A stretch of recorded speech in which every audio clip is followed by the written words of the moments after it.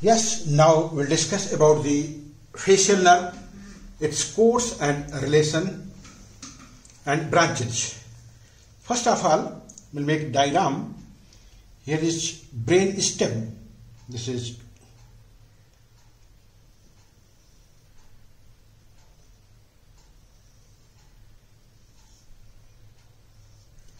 midbrain, this is pons, this is medulla oblongata. And you have seen in pons there are 4 functional component nuclei present. These are the motor nucleus. Here one is motor nucleus, that is special, visceral, efferent, and another is general visceral efferent. Here is general visceral efferent, and there is general visceral efferent, and there is special visceral afferent. This is special visceral afferent. Here is special visceral afferent.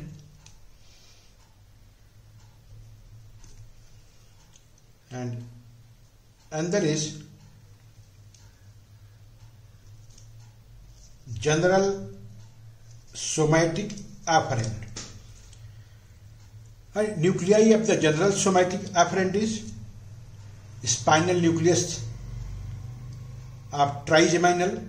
So this is trigeminal nucleus, spinal nucleus of trigeminal, spinal nucleus of trigeminal. And special visceral afferent, here nucleus is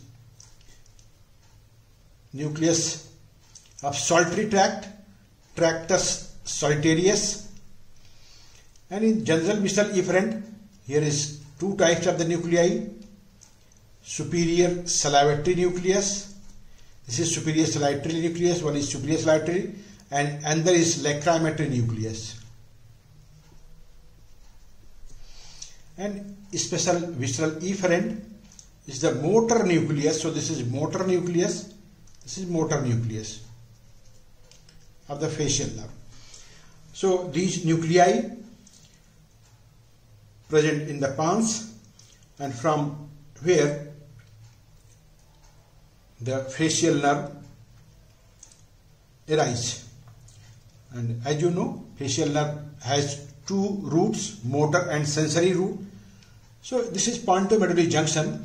From here, this junction, this motor root, and another root is sensory root. So this is sensory root. It arrived from this junction.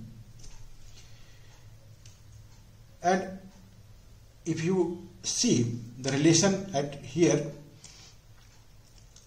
this is position of the, here is, after arising from here, it goes anterolaterally along with the vestibulocochlear nerve, 8th cranial nerve, and it passes through the internal acoustic meatus. So this is internal acoustic meatus. If you see position of the internal acoustic meatus, if you enlarge this, then here is position of the motor nucleus, motor nerve fiber, and here is sensory nerve fiber. So this is nervous, sensory nerve fiber is also nervous intermedius, because it lies between the 2 bundles of nerve fiber. This is motor, this is sensory. This sensory is known as nervous intermedius. Here is 8th cranial nerve, vestibulocochlear nerve. This is vestibulocochlear nerve. So here vestibulocochlear nerve passes through here, through this internal acoustic meatus. So these 2, motor and sensory is known as nervous intermedius. So both these join at the bottom of this, both these parts join after passing through this internal acoustic meatus.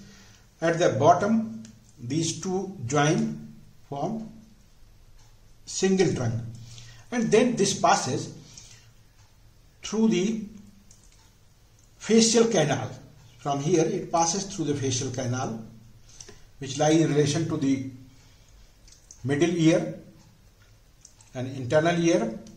So from here fiber goes and it turns like this. This is genu. Here initially you have seen here is position of the sixth cranial nerve. So here there was a genu. You have seen in previous lecture.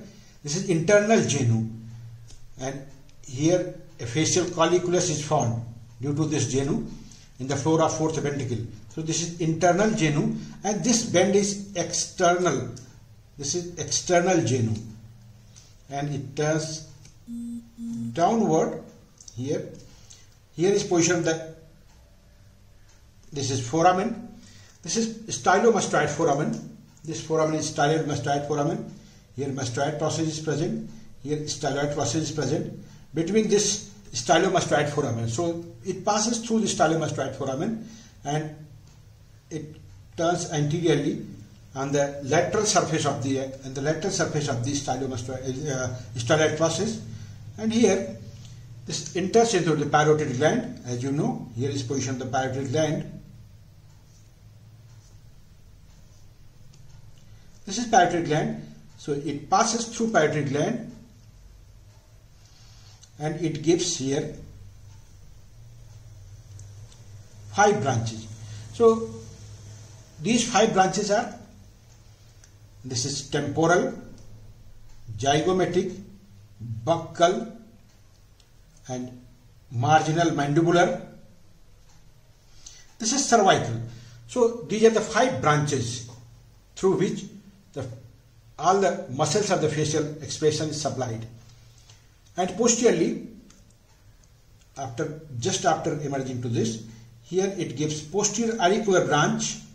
It gives supply to the occipital muscle, occipital veli of the occipital frontalis muscle. This is occipital muscle, and under it gives supply to posterior belly of the digastric. So it gives supply to the posterior belly of the digastric, and also stylohyoid muscle. So here you can see it gives here 5 branches, here 3 branches, and here this part from here to here, this is in relation to the middle ear and internal ear. So here it gives branch. This is stapedius branch, which gives supply to the stapes muscle, stapedius branch, and about 6 millimeter above to this it gives a branch. This branch is chorda tympani branch. This is chorda tympani branch. Chorda tympani branch. This branch, as you know, passes here. It passes through the posterior canaliculus, and here in between this is posterior canaliculus, here is anterior canaliculus. Between posterior and anterior canaliculus, here is position of position of the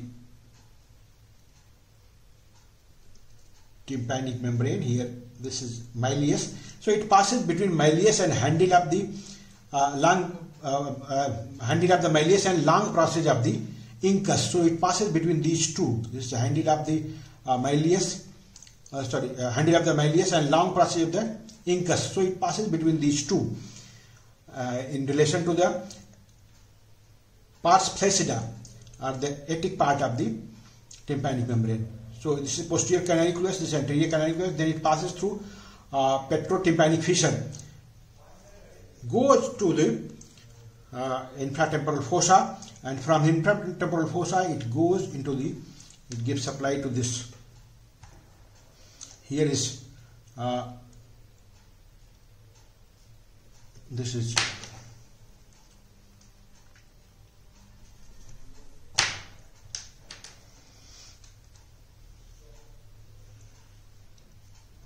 is tongue.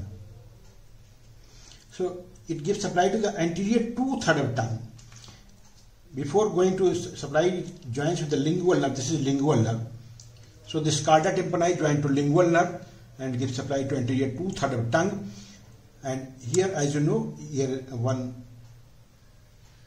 ganglion is present. This is submandibular ganglion, and through submandibular ganglion it gets supply to the submandibular salivary gland, and here is sublingual salivary gland. And posteriorly it gives branch to which communicate through this. Posteriorly it gives branch which communicate with this vagus. This is position of the concha. This concha is supplied by skin of the concha is supplied by vagus, so it merge with it communicate with the vagus. Anterior under branch here at the genu it gives branch. This is greater petrosal nerve. It passes through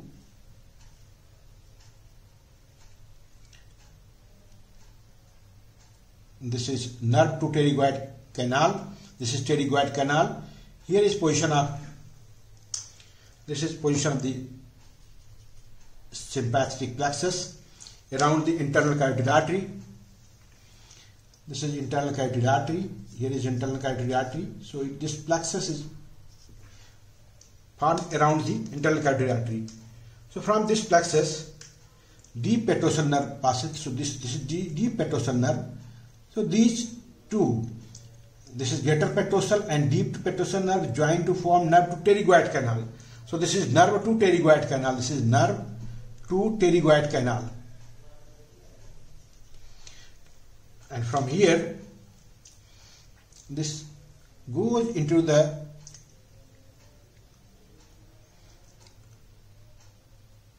pterygopalatine fossa, and here is pterygopalatine fossa. There is ganglion. This is pterygopalatine ganglion. This is ganglion. It is suspended with the maxillary nerve. So it goes here, and from here postganglionic fibers. From here postganglionic fibers arises and goes to this maxillary nerve. From its branches, zygomatic branch. This is zygomatic branch. This zygomatic branch gives two branches: zygomatico-temporal, zygomatico-facial. So it passes through zygomatical. This is zygomatical-facial. So it do not passes through zygomatico-facial. It passes through zygomatico-temporal branch. This is zygomatico-temporal. So it passes through this branch. Do not this branch. Then it gives branch. It joins with the lacrimal nerve, and it gives supply to the, here is lacrimal gland, so it gives supply to the lacrimal gland. This is position of the lacrimal gland. So it gives supply to the lacrimal gland. And also from here, it also gives supply to the mucosa of the palate, and also gives supply to the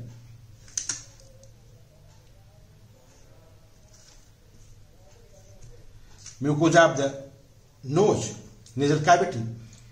So this is all about the course and relation of the facial nerve. Thank you.